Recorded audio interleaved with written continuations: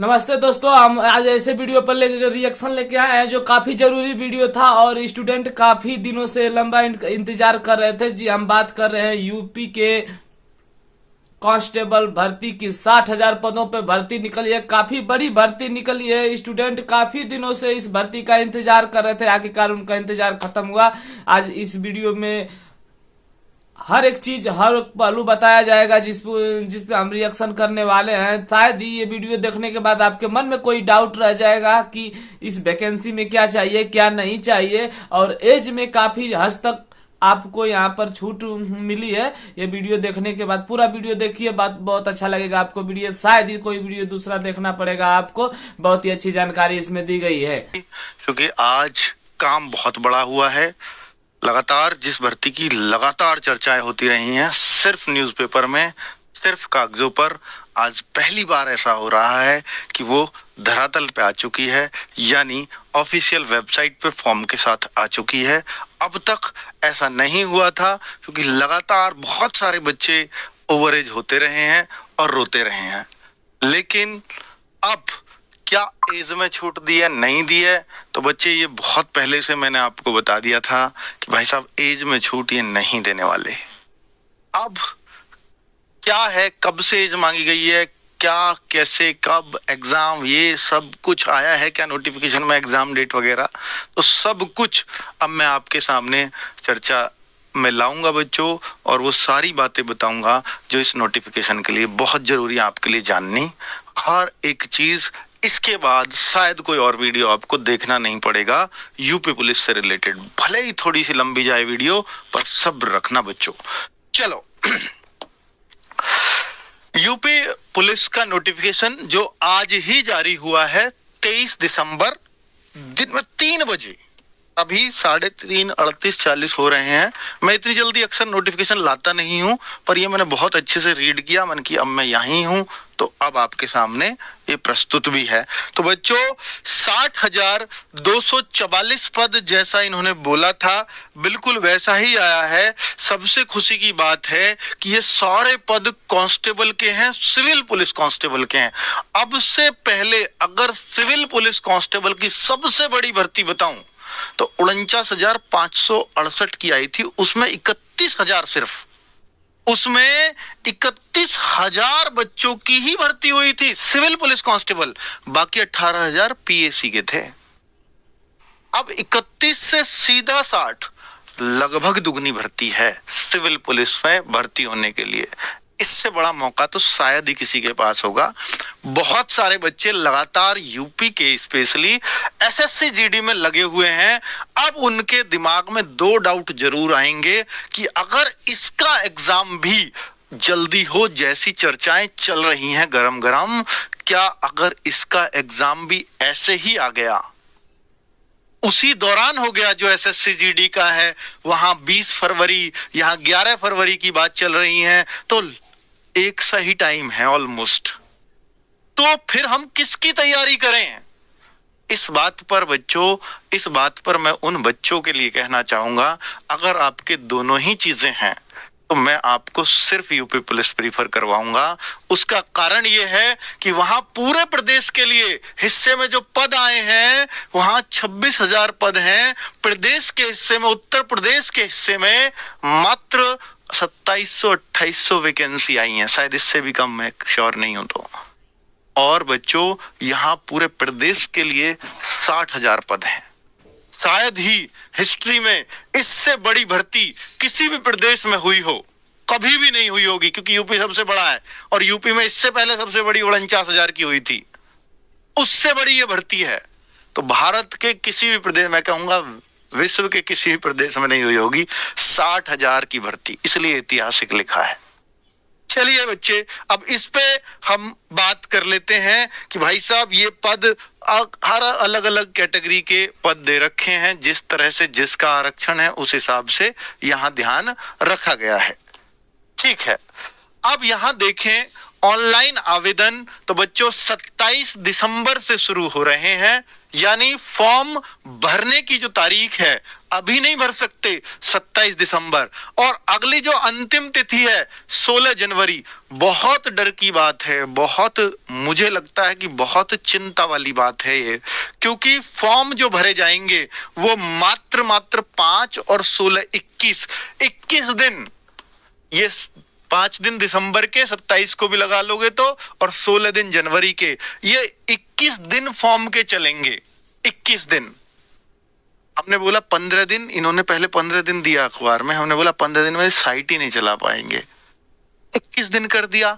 क्या 21 में साइट चला लेंगे? नहीं, 100% हैंग होनी है, इसलिए दुख की बात कह रहा हूं। 21 दिन कोई बहुत ज्यादा वैसे नहीं है, 21 पहले भी और भर्तियों में रहे हैं, पर बच्चों क्योंकि यहां 25 लाख से ज्यादा फॉर्म होंगे और सारे एक ही स्टेट से फॉर्म होंगे अधिकतर, तो 21 दिन बहुत कम है।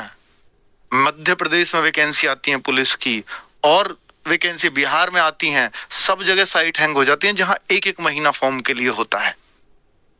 यूपी में भी साइट हैंग होगी, ये निश्चित तौर पे होगी।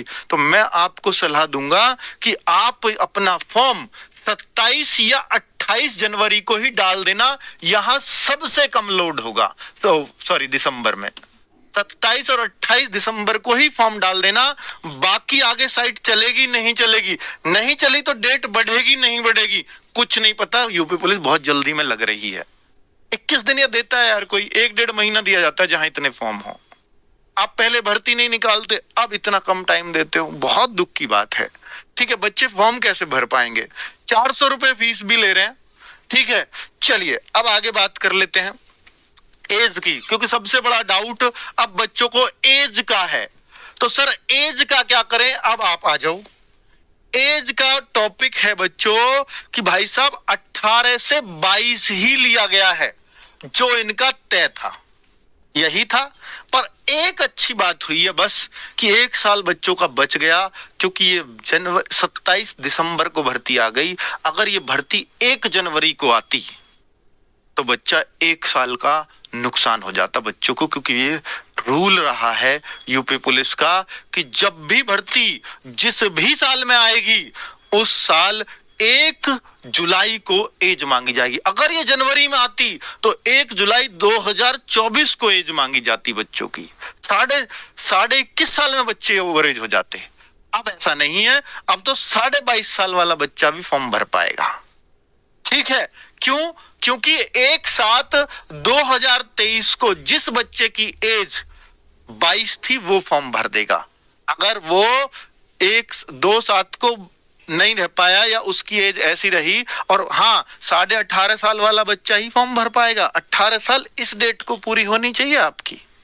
ठीक है, अब यहां पर कोई पूछे सर अभी क्लैरिटी नहीं आई तो थोड़ा और बता दो, तो इसमें बता देता हूं बच्चों। और 25 वर्ष की ये महिला अभ्यर्थियों के लिए 25 वर्ष की है बच्चों। ठीक है, तो 2 जुलाई यहां बात करूंगा कि 2 जुलाई 2001 ये जनरल है। तो आप इससे लीजिए कि अगर जनरल का बच्चा 2001 में पैदा हुआ है और वो 2 जुलाई से पहले पैदा हुआ है, पहले मतलब जून में, 1 जुलाई को भी हुआ है, वो मई में पैदा हुआ है, तो वो ओवर एज हो जाएगा। और अगर ओबीसी का बच्चा 2 जुलाई, देखना बच्चों इसको, ओबीसी का, एससी का, एसटी का, तीनों का ही सेम एज, हाँ इसमें 5 साल कम कर दीजिए, 5 कम कर दूंगा 1996 आ जाएगा।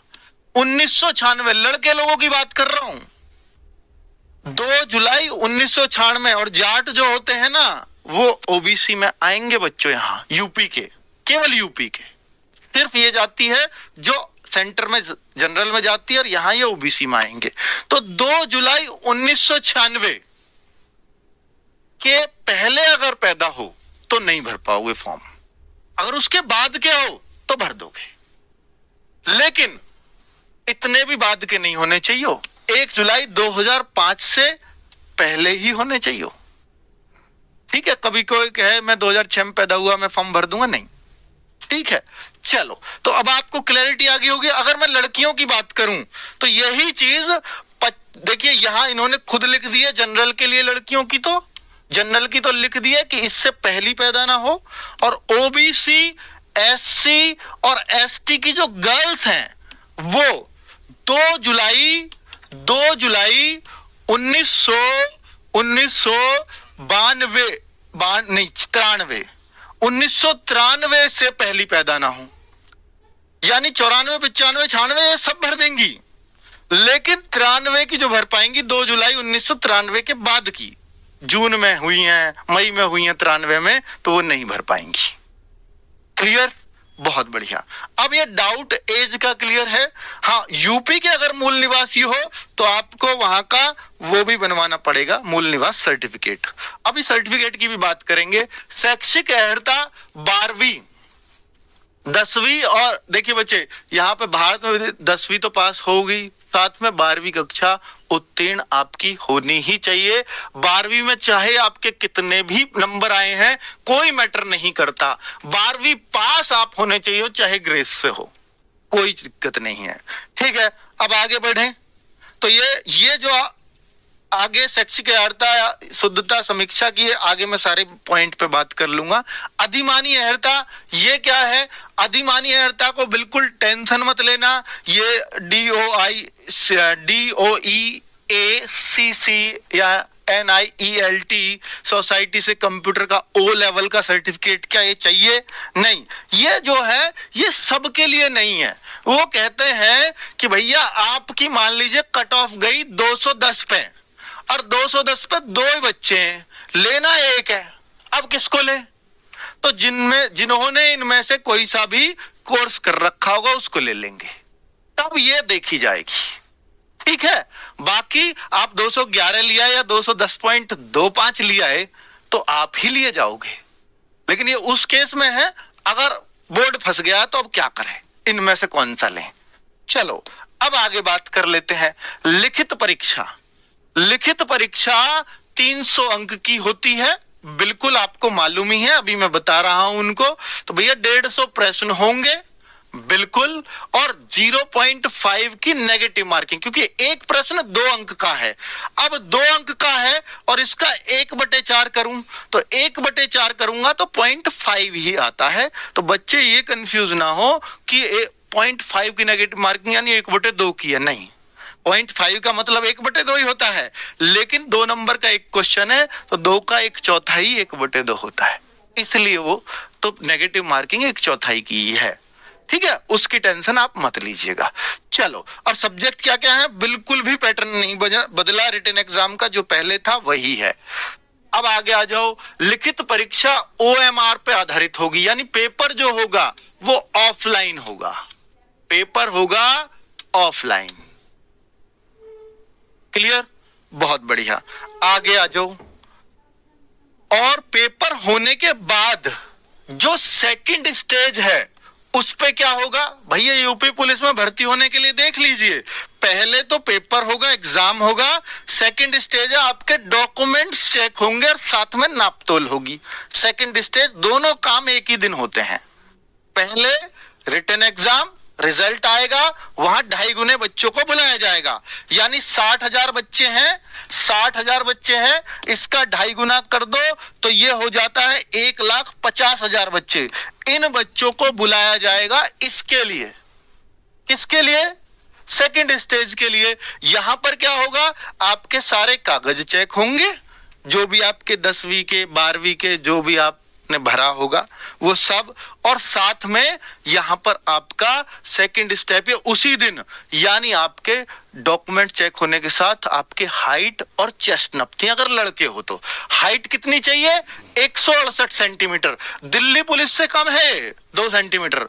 बहुत सारे बच्चे दिल्ली पुलिस में हाइट नहीं आ पाती, पर यूपी पुलिस में आ जाती है बहुत बढ़िया से। ठीक है, और आपकी चेस्ट भी यहाँ कम मांगी जाती है कि 77 से 84, 77 बिना फुलाए और फुला के 84। ठीक है, और 79, हाँ सॉरी 79 to 84, 79 to 84 ये चेस्ट है।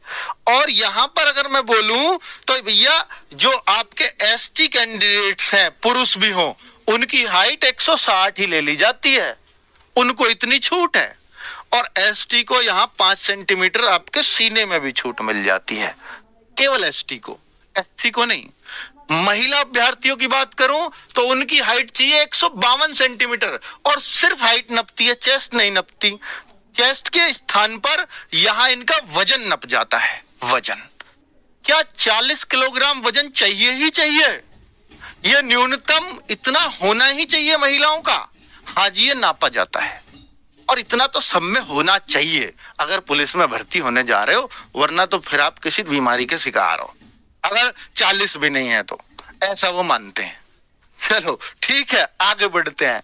और थर्ड क्या है? शारीरिक दक्षता परीक्षण 4.8 किलोमीटर। तीसरा स्टेप है, पहला रिटन हो गया, दूसरे में डीवीपीएसटी और आपकी मापतोल, और तीसरा स्टेप कौन सा हो गया बच्चों? तीसरा स्टेप आपका दौड़। सिर्फ फिजिकल में कुछ नहीं है, सिर्फ रनिंग है। यही तो सबसे ज्यादा उसकी बात है कि फिजिकल में कोई फेल ही नहीं होता यूपी पुलिस के में, क्योंकि यहां पर देख रहे हो 4.8 किलोमीटर रनिंग 25 मिनट में ये पुरुष लोगों को चाहिए, यानी मेल को। और अगर फीमेल है, ये तो मेल की है, और फीमेल है तो उसको 2.4 किलोमीटर रनिंग 14 मिनट में चाहिए। ये फीमेल है और इसमें भाई ज्यादातर कर लेते हैं इस फिजिकल को, इसलिए तो सिर्फ 2.5 गुना मांग रहे हैं। अब अगर आगे बात करूं भाई, अभी तैयारी की सब कुछ बताऊंगा, चिंता ही मत करो, अभी बता रहा हूं, बिल्कुल भी उतावले मत हो। कब एग्जाम है, कैसे है, इस बात पे अभी चर्चा कर रहा हूं, तुरंत आ रहा हूं। पहले इस बात को समझ लीजिए कि क्या क्या कैसे कैसे भर्ती होना है। एग्जाम हो गया, डीवीपीएसटी और मापतोल हो गई, तीसरा स्टेप रनिंग हो गई। अब फाइनल मेरिट जितने 60,000, अब पास हुए मान लो 80,000 या 90,000। फिजिकल में कुछ तो फेल होंगे ना, डॉक्यूमेंट में कुछ फेल होंगे, मापतोल में हाइट में कोई तो रहेगा, तो 80,000 ही मुश्किल से पास होंगे। 80-85,000, 80-85 में से अब 60 कैसे लेंगे? 60 सर मेडिकल रह रहा है अब तो। भाई ये यूपी पुलिस की खास बात है, ये ना तो वेटिंग लिस्ट लगाते, और 80,000 में से 60,244 पद है तो 60,244 ही लेंगे और उन्हीं का मेडिकल कराएंगे। अब मेडिकल में फेल हो गए तो सर 2,000-3,000 तो वैकेंसी खाली नहीं चली जाएंगी, कहते हैं रह जाओ खाली, उतनी तनख्वाह कम देनी पड़ेगी इनको। पहले भी ऐसा हुआ है, 5-5 हजार वैकेंसी खाली रह गई हैं और इनसे खूब मुद्दा भी उठाए गए हैं, पर मानते नहीं है ये। ठीक है, तो इसका मतलब है कि भैया ये वैकेंसी खाली जाए या ना जाए, बच्चे जितना आपका 3 स्टेप है मेन, 3 भी नहीं है 2 ही है जी। आपका रिटर्न सबसे मेन है, बाकी तो नापतोल वापतोल सबको सबकी पता ही होगी, और रनिंग सब कर लेंगे। एक ही स्टेप रह गया, वो है एग्जाम। और वो इतनी बड़ी बात है कि भाई साहब अब टाइम बहुत कम है उसके लिए। अगर हम देखें यूपी पुलिस की तेजी को, और इस तेजी से 21 दिन का अगर उसने समय दिया है, तो इट मींस तेजी करने के तो मूड में आ चुके हैं। वो एग्जाम करा देंगे लेकिन रिजल्ट को लटका देंगे। ऐसा हुआ है पहले भी यूपीएसआई में, इलेक्शन से पहले एग्जाम, रिजल्ट इलेक्शन के बाद, जिसमें लग जाएंगे 3-4-5 महीने, कुछ भी हो सकता है। आपके तो और भी ज्यादा फॉर्म है तो और भी ज्यादा समय लग सकता है। यार इतना समय आपको एग्जाम के लिए देना चाहिए, ना कि इतना समय आपको रिजल्ट के लिए लेना चाहिए। ये तो सीधी सी बात है, पर यहां हो ही उल्टा ही रहा है। क्या करें बच्चों? ओबीसी सर्टिफिकेट, इस बात को गौर से सुन लेना बच्चों, ये बहुत काम की बात है। ईडब्ल्यूएस मैं नहीं बता पाया, सॉरी, बता देता हूं। ईडब्ल्यूएस सर्टिफिकेट आपको इसी वित्त वर्ष का चाहिए होगा, यानी 1 अप्रैल 2023 से। फॉर्म की लास्ट डेट क्या है? फॉर्म की लास्ट डेट क्या है भाई? तो 16 जनवरी 2024। इसके बीच का ईडब्ल्यूएस सर्टिफिकेट आपको चाहिए ही चाहिए। ठीक है, तो भाई ये आपको क्लैरिटी होनी चाहिए। और अगर मैं ओबीसी सर्टिफिकेट की बात करूं तो ये सबसे ज्यादा टेंशन में डाल दिया ओबीसी का बच्चा। कारण क्योंकि हर जगह 2 साल 3 साल पुराना ओबीसी मांगते हैं, हर जगह 2 साल 3 साल। अभी जाने मत देना नवीन को, तो अभी तू भी भाई संदीप, है ना, 2 साल और 3 साल का ओबीसी हर जगह मांगा जाता है। तो भाई साहब यहां पर ओबीसी ही 1 अप्रैल 2023 से और 16 जनवरी 2024 के बीच का ऐसे कौन मांगता है यार? ये ईडब्ल्यूएस की तरह ही कर दिया, ऐसा तो कहीं भी नहीं होता। और ओबीसी के बच्चे अब सारे तहसील में मिलेंगे, और वो तैयारी करें या तहसील जाएं, समस्या तो यहां है। तो भाई चले जाओ तहसील, वरना तैयारी को तो ऐसा हो सकता है एग्जाम नहीं करा पाए ना ये। अगर ये एग्जाम नहीं करा पाए तो ऐसा हो सकता है कि आपको 5-6 महीने मिल जा, मूड में है एग्जाम कराने के, ऐसा हो सकता है कि 5-6 महीने आपको मिल जाएं। लेकिन अगर डॉक्यूमेंट्स नहीं बना तो आपका फिर भविष्य गर्त में है। तो ये जरूर बनवा लो, सबसे पहला काम कर लो और टारगेट ले लो कि 27 दिसंबर को फॉर्म आ रहे हैं, उससे पहले डॉक्यूमेंट्स रेडी करा लो। कल ही चले जाओ, कल संडे है, परसों चले जाओ, परसों भी यार छुट्टी है, समस्या ही हो गई, परसों 25 दिसंबर आ गया, 26 तारीख को जाके अपना डॉक्यूमेंट्स रेडी करा लो बच्चों, ठीक है? इसमें डिले मत करना, ओबीसी वाले भाई दिक्कत हो जाएगी नहीं। और नया रूल बना दिया है डिजी लॉकर, डिजी लॉकर ये पहली बार हो रहा है। ये सारे डॉक्यूमेंट्स जो होंगे ना आपको डिजी लॉकर पे अपलोड करने होंगे। सर ये कैसे होंगे? उसकी टेंशन आप मत लो, सब कुछ हम करके दिखाएंगे आपको। यहाँ फॉर्म कैसे भरा जाएगा, कैसा होगा? बच्चों फॉर्म भर मत देना, मैं एक वीडियो लेकर के आऊंगा, पहले हर एक कॉलम भर के दिखाऊंगा ताकि आपको कोई दिक्कत ही ना हो। ये कब लेके आऊंगा? 27 तारीख को फॉर्म आ रहे हैं, इसी दिन सुबह सुबह ले आऊंगा। जब भी फॉर्म आएंगे तो भाई वीडियो आएगी, उसके बाद ही फॉर्म भरना, वरना अगर फॉर्म रिजेक्ट हो गया तो 5 साल जो आपने तपस्या की है इस भर्ती के लिए सब बेकार है, ठीक है? फॉर्म रिजेक्ट बहुत टेंशन में डाल देगा। तो 27 दिसंबर फॉर्म आएंगे, वीडियो आएगी, उसी के बाद फॉर्म भरें। दोस्तों काफी अच्छा रहा वीडियो और शायद आपको भी अच्छा लगा। शायद ही कोई मन में आपके डाउट रह गया हो, हर एक पहलू पर बताया गया है आपको इस वीडियो में। हमको तो नहीं लगता है किसी चीज में आपको डाउट रह गया हो, और इस बार नहीं तो फिर नहीं, क्योंकि फिर अब 5 साल के बाद भर्ती आएगी अगले इलेक्शन में। तो इस भर्ती में अपना जी जान लगा दें। जय हिंद।